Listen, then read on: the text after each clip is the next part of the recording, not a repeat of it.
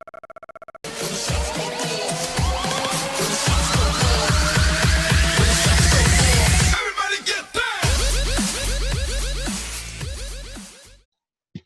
hello everyone, I am Ruchika and this is Khushi Hello guys. from Hubshop. We are an independent media platform. We always talk about what's relevant. In our interview series called Warriors Battling COVID-19, we bring you the people who are on forefront of the battle against coronavirus pandemic, doing the groundwork and laying the foundation of a healthier India. Today, we have a doctor with us to give us more insights about the ground reality of hospitals right now. Ahid is a third-year pediatric resident and works in Delhi. On his page, Ayed Khan, he has been making informational videos explaining the whole situation and making us understand better about it. Hi, Ayed. Firstly, thank you for your extraordinary service to the nation and we welcome you at Hubsha.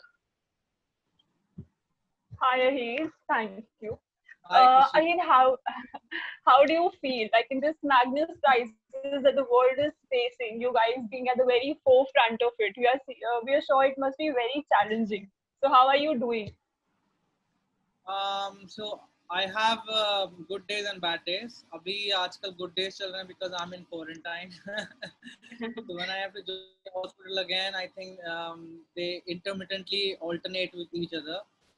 And in while I was working with COVID, I think I had a lot of bad days, but it's okay.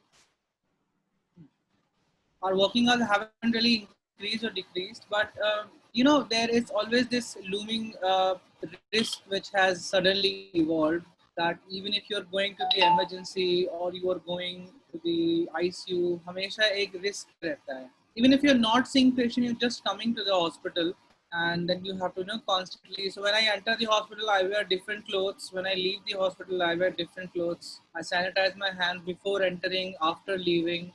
तो काफी ज़्यादा ये सब हो गया है.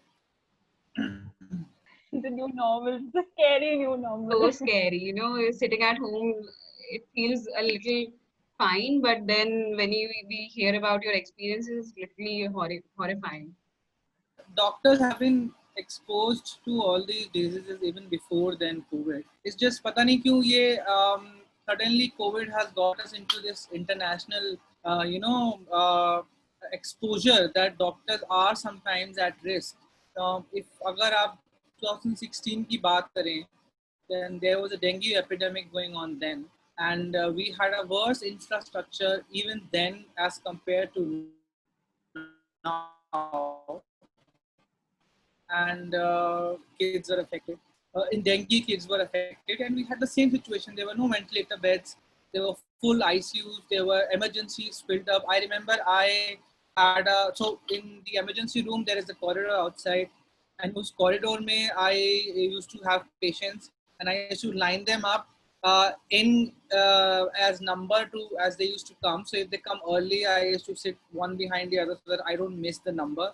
And they should just sit there with the IV drip in their parents' hand and the child is in their lap. It was so bad in dengue. Nobody gave any interest in that. But suddenly now this has become such an international concern that we are having this discussion about PPE kits, about doctors, about government facilities.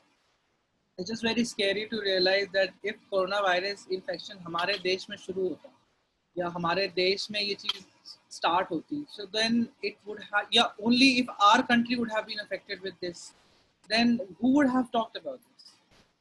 So this is a scary thing. That is more scarier than now, because we know how fragile and how weak our health infrastructure is right now. That brings us to my next question. The cases are skyrocketing. Is our healthcare system enough to cater to a pandemic like this? If not, then where are we lacking and how are the hospitals dealing with it? एक stadium में 10 beds लगा दिया आपने, and it's very easy. Required medical staff, that human resource, especially when it comes to a doctor. So a doctor who can take care of a COVID patient who is on a ventilator, or even if he is not on a ventilator, who's on oxygen requirement, he requires at least 7-8 years of experience. And even though उसके बाद भी लोगों को ventilator कैसे काम करते हैं वो नहीं आता.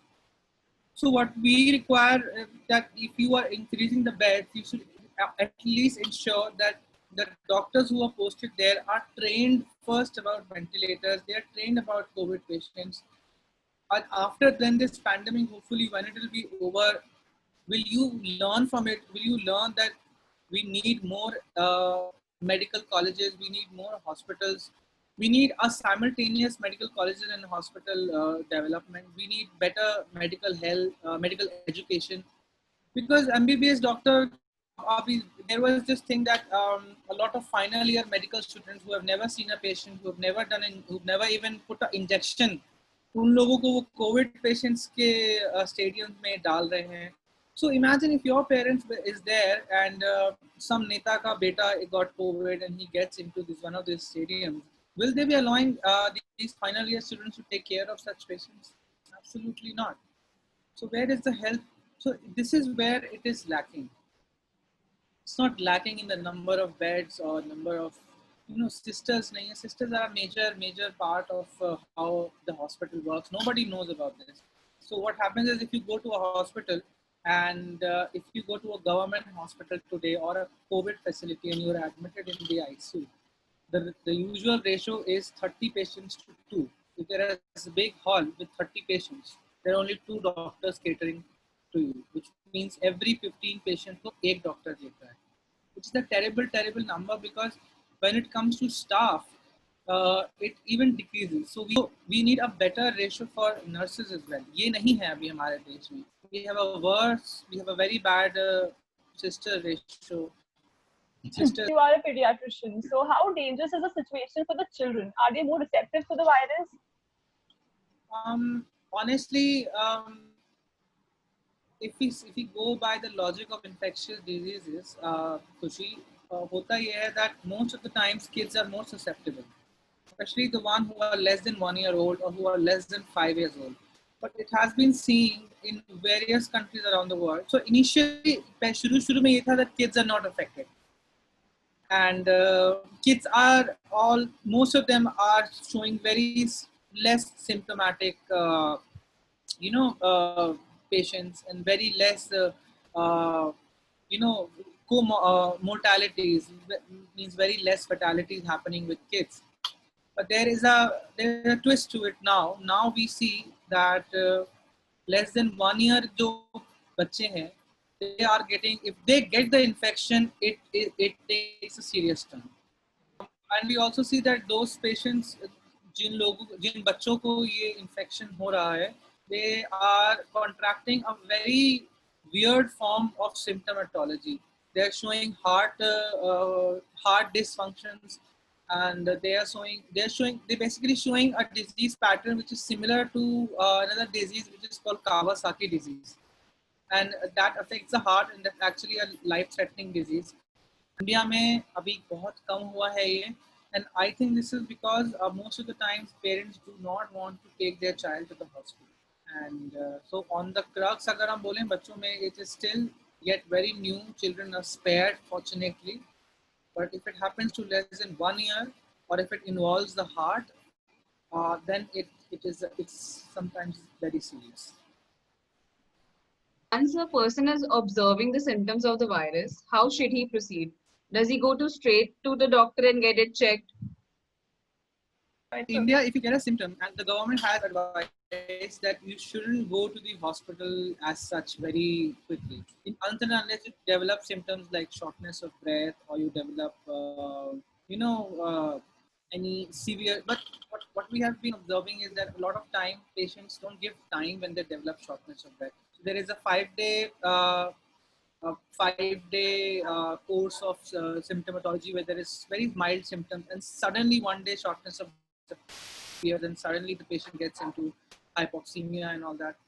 So it's a very unpredictable course.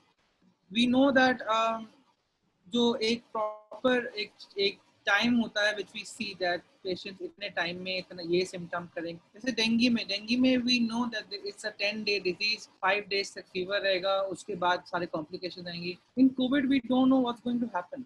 If you have fever, and if you have a body ache, and if you are having sore throat, and it is going on for 5 or 6 days or even 7 days, and it's not going away, then it's better to get a COVID test done. Once the person is diagnosed, then what is the procedure then? Like what precautions does the family need members do family members need to take? So if you are in a if you are living together and if you are in a closed environment and if your family member gets a COVID positive, it's almost 100% a chance that you are positive as well. So even if you are asymptomatic, try to confine yourself, try to restrict yourself, try to quarantine yourself for a minimum time frame of 14 days until unless you develop any symptom and then you can go out. But if you develop any symptom, even if it's like a mild and if you have a positive first-hand contact, then you should get a COVID test done. Since corona is susceptible to those who are already challenged on immunity, so how much more should the pregnant woman be careful? And if they are more susceptible, how to tackle this? See, there has been not a lot of research on whether there is mother to child or what we call as vertical transmission of the virus. We have seen that mothers who contracted COVID when they were at 32 and 34 weeks and they were and their babies came out to be completely COVID negative. And we've seen mothers who recently got in 9 months they got COVID, and their babies were COVID positive. So we don't really know what's going on. We know that some of the parts of the virus can get transmitted, but we also know that the antibodies from the mother, which are protective, they can also get transmitted to the baby if the infection has already happened. But still, because it's a hypercoagulable state, we say that pregnancy is a stress period for the mother. It is also a hypercoagulable state, which means that your blood has more tendency to clot, and the COVID disease is basically causing your blood to more clot. So if there is a person who's already susceptible to more blood clotting, then of course that person is at more risk as compared to a regular person. So pregnant women are definitely 100% are at a larger risk to develop complications than their babies. Is there any difference between how the government hospitals are approaching this and how the private or hospitals are approaching this? You know, when a patients come, is there a difference of procedure? No, I think nobody knows what they're doing, to be very honest. We are at such a glance, there is no known therapy. Sub experiment drugs पे dependent है. If the patient is dying, then you trying to use everything that you can. We talk to the relatives and we tell them that ये try कर सकते हैं, ये try कर सकते हैं. वो कहते हैं that सब कुछ try करके देख लो आप plasma therapy देख लो, आप Fabiflu देख लो, आप Tocilizumab देख लो, and we give them sometimes if they can afford it. I think in government hospitals, the availability of monoclonal antibodies like Tocilizumab will be काफी costly है. जैसे 50,000 rupees का एक इंजेक्शन होता है. That might be a problem. Also because of the sheer number of patients in the government facility. But I don't think so there is any substantial difference in management of patients in the government sector, because the government sector basically devised a treatment protocol based on the initial patients who came, and the private sector followed. There is not big of a difference. So, Ahit, what is the situation of the doctors right now? So, are they being provided with all the precautionary kits? Like initially, we saw how there was like a lot of unavailability of the precautionary kits in terms of PPE and everything. So, what is the condition of the doctors right now? Well, now I think PP and mask की कमी इतनी नहीं है. Initially, there was such a problem because suddenly there was a surge in the demand, and it took some time for the production to actually reach up to the mark. But now I guess there has been no reports of lack of PP or anything else. As a pediatrician, I don't really used to see a lot of deaths in one day when kids were concerned. You know, I mean, 15 din mein one death or something like that. While I was working in COVID, I used to work 6 hours every day in the COVID ward, and I have seen one death daily. So 1, 2, maximum was 3 continuously for like 10, 12 days. So there are patients who are completely fine, who were weaning off oxygen, who were getting better, and the next day you come on to the duty and you realize that that patient died in the night. So it's such an unpredictable thing, and it took a mental toll on me, of course. It takes a mental toll on people who are constantly dealing with, especially with the medicine, anesthesia, critical care department, who have to not only deal with parents and their relatives, but also to deal with pressure from the government, from the HRD, from the hospital administration, all these senior consultants. Everybody is working with their, limits extended.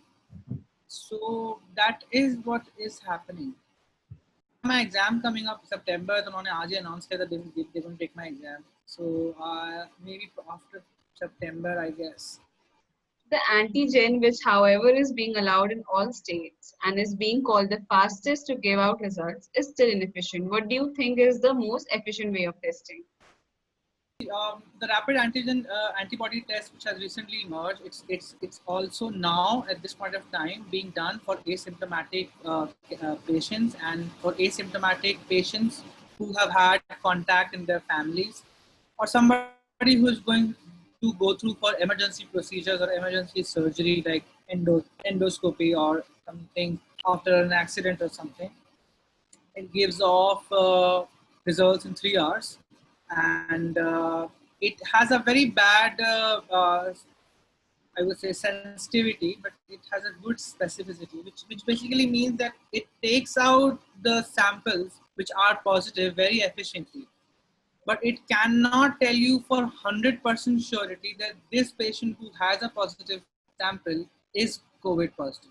So it's a technical term. It basically means surety and efficiency. And so if we know that if a rapid antigen test is negative, we for sure know that okay, isko to nahi hoga coronavirus. But if we know that if a coronavirus positive rapid antigen test se aaya hai, then we need to do a better test than that. That is what has been, we've been following the protocol according to AIMS and according to other WHO as well.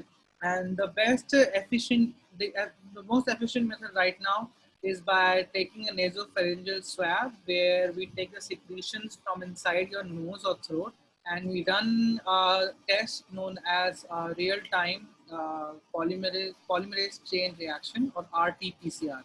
And that is a test which is more efficient, and that is the major test that we're doing these. Also, plasma therapy is being called a very successful way of treating the virus. So do you think it is the best cure at hand currently? And if not, what is the best option according to you? No, plasma therapy is not the best therapy. First of all, to procure plasma is such a tedious task. I have had, there were 3 patients that we were thinking to give plasma therapy, and मेरी पूरी 12 दिन की duty में उनको मिला ही नहीं plasma, because their relatives kept finding somebody. And even after they got plasma, it takes time for it to process. It takes 2 or 3 days. Then the patient can die. So it's not a good therapy, to be very honest. Also, there is it is being given as a treatment thing for severely sick patients. But the trial which is going on in Max Saket and other from premier institutes like AIMS, so what they do is they take 100 patients who are on ventilator, and these patients are very sick, and they arrange plasma for these 100 patients, and 50 of them, they give the plasma, 50 of them, they give a mock drug, or what we call as a placebo, and then they compare the results. So that test in India is currently being going on. In other countries like China or Italy or Germany or US, where this sort of trial already happened, we realized that there were patients who have improved and have reduced the time of ventilators, and sometimes even got better because of it. But at the end of the day, it's just another therapy.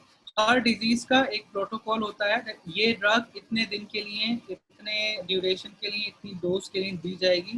Covid has no protocol. Even if we see drugs such as remdesivir, those range is very much varied. It's from 80 mg to 200 and we no research on it. We're just giving it because there is no other option sometimes. And we're expecting that some good result would come out of it. And observing patients. It's very new. Very. What message would you like to give to our audience?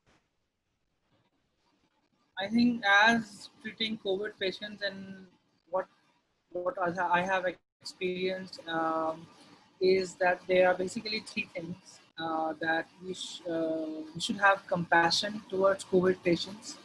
Don't stigmatize against them. Don't have a fear. If your family one has them, please do take care of them. वो बीमार से नहीं लड़ना है, बीमारी से लड़ने वाली बात को एक्चुअली में फॉलो करोगे तो ज़्यादा बेटर रहेगा. And learn to have patience. It's a long haul disease. It takes for 21 to 40 days for the disease to completely cure off. Even if you are having mild symptoms, I have doctor friends who have got the disease and they tell me that even though बहुत shortness of breath उनको नहीं है, but they can't get out of the bed, they can't eat because they have a very bad throat. It's not just a normal. So have compassion and have patience with these patients. All right, thank you so much, Ahid, for joining us. I'm grateful for the service that all the doctors around the country are providing to the people. And thank you so much for being so patient with all our questions. Thank you so much, Ruchita and Khushi, for having me. Thank you so much, Ahid. This was such a wonderful interview. We loved interacting with you. And, and we love your cats also. Yeah. And we really hope the situation gets better and the vaccine comes up really quickly. And you guys get some rest. Then just take care of yourself. Yeah.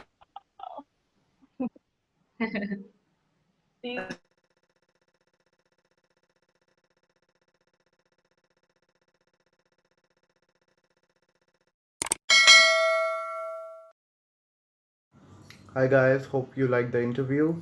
For the next interview, we're gonna come out with another social warrior who has been fighting against hunger that has erupted amidst our poor since the last few months, so stay tuned.